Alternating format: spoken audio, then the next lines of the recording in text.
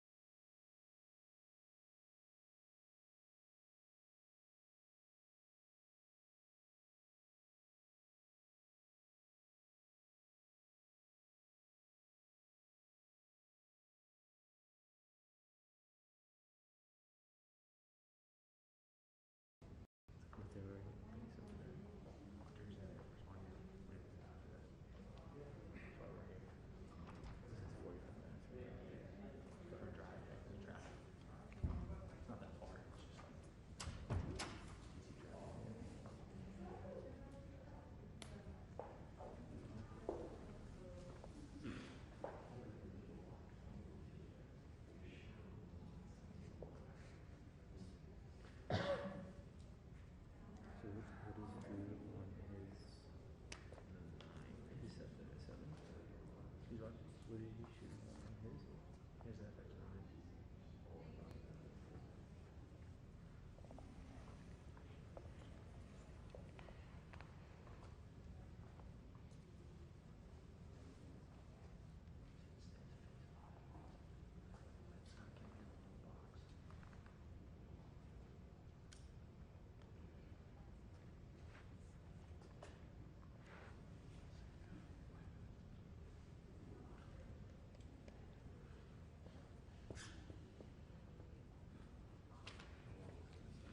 It's amazing how light it just it's the actual file. This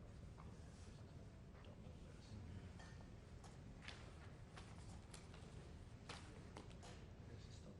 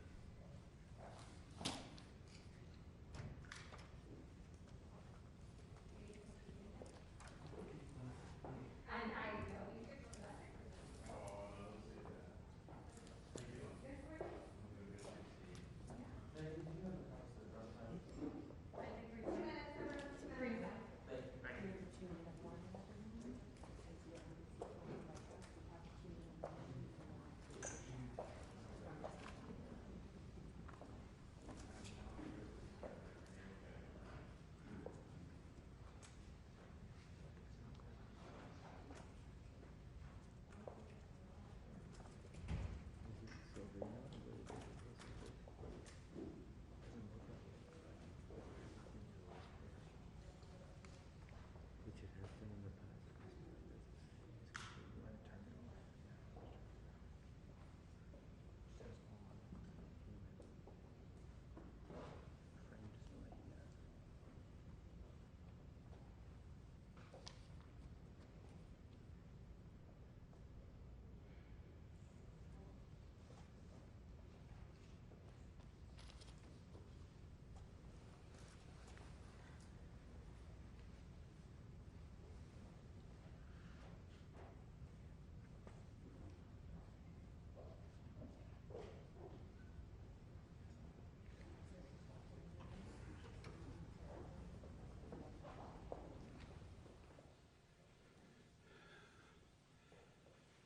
There's still a great deal we don't know about the killer and the motivation of the killer in Boulder, Colorado, and other critical aspects of this mass shooting. I've been briefed this morning by the Attorney General of the United States, the Director of the FBI. I've spoken with the governor, and I'll be speaking with the mayor on the aircraft. We're working very closely with the state and local law enforcement officials, and they're going to keep me updated as they learn more. You're going to ask me to speculate. Understandably, you'd ask me to speculate about what happened, why it happened, and I'm not going to do that now because we don't have all the information, not until I have all the facts.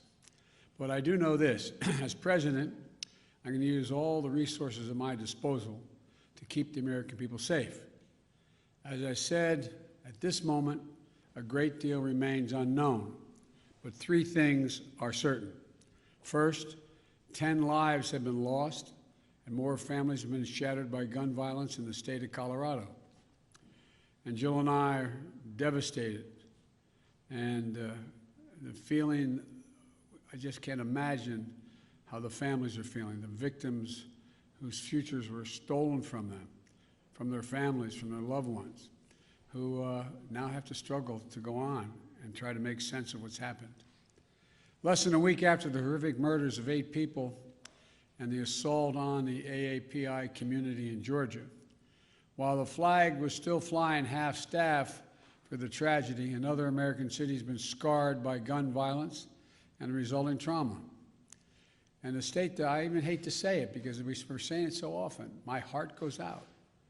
Our hearts go out for the survivors, who had to flee for their lives and who hid, terrified, unsure if they would ever see their families again, their friends again. The consequences of all this are deeper than I suspect we know. By that I mean the mental consequences, the feeling of, anyway, it's just been through too many of these. The second point I want to make is my deepest thanks to the heroic police and other first responders who acted so quickly to address the situation and keep the members of their community safe. And to state the obvious, I commend the exceptional bravery of Officer Eric Talley, and I send my deepest condolences to his family, his close family and 7 children. You know, when he pinned on that badge yesterday morning, he didn't know what the day would bring. I want everybody to think about this. Every time an officer walks out of his or her home and pins that badge on, the family member that they just said goodbye to wonders whether they'll subconsciously, will they get that call, the call that his wife got. He thought he'd be coming home to his family and his 7 children. But when the moment the act came, Officer Tully did not hesitate in his duty, making the ultimate sacrifice in his effort to save lives. That's a definition of an American hero. And thirdly, I want to be very clear. This is the one thing I do know enough to say on in terms of what's happened there. While we're still waiting for more information regarding the shooter, his motive, the weapons he used, the guns, the magazines, the weapons, the modifications that apparently have taken place to those weapons that are involved here, I don't need to wait another minute, let alone an hour, to take common sense steps that will save the lives in the future and to urge my colleagues in the House and Senate to act. We can ban assault weapons and high-capacity magazines in this country once again. I got that done when I was a senator. It passed. It was law for the longest time. And it brought down these mass killings. We should do it again. We can close the loopholes in our background check system, including the Charleston loophole. That's one of the best tools we have right now to prevent gun violence. The Senate should immediately pass, let me say it again, the United States Senate, I hope some are listening, should immediately pass the 2 House-passed bills that close loopholes in the background check system.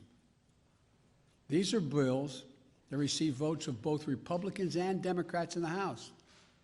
This is not and should not be a partisan issue. This is an American issue. It will save lives, American lives, and we have to act. We should also ban assault weapons in the process. I'll have much more to say as we learn more, but I wanted to be clear. Those poor folks who died left behind families that leaves a big hole in their hearts. And we can save lives, increasing the background checks so that they're supposed to occur, and eliminating assault weapons and the size of magazines. We don't know all the detail yet on that. But I'll be talking to you more later today or in the next couple of days about what else we know. May God bless you all and those families who are mourning today because of gun violence in Colorado and Georgia, all across the country. We have to act so there's not more of you, there's fewer of you as time goes on. Thank you so much. Will you introduce new gun legislation, Mr. President? Do you plan to